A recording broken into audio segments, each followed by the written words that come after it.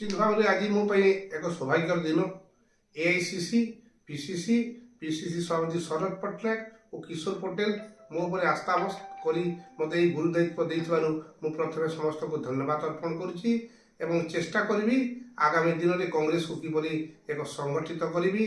बहुत जल्दी आमर साधारण निर्वाचन अच्छी मो पर गुरु दायित्व अच्छी निश्चित भाव चैलेंज भाव ग्रहण करी भविष्य कांग्रेस दल गढ़ थिला ताकू मुझे कांग्रेस दल गढ़ में पुणी फेरी आनी। राहुल गांधी गस्त पर मनोज मिश्र पुणी जन वरिष्ठ सांबादिक कांग्रेस दल को आसी आगामी दिन में झारसुगुड़ा में बहु संख्यक नेता कांग्रेस दल को आसवे एवं आगामी दिन में कांग्रेस निश्चित भाव में झारसुगुड़ा और ब्रजराज नगर में भल प्रदर्शन कर। देखो आग कथा तो कौन है मुझे एथर निश्चित साधारण निर्वाचन कांग्रेस भल कर। देखो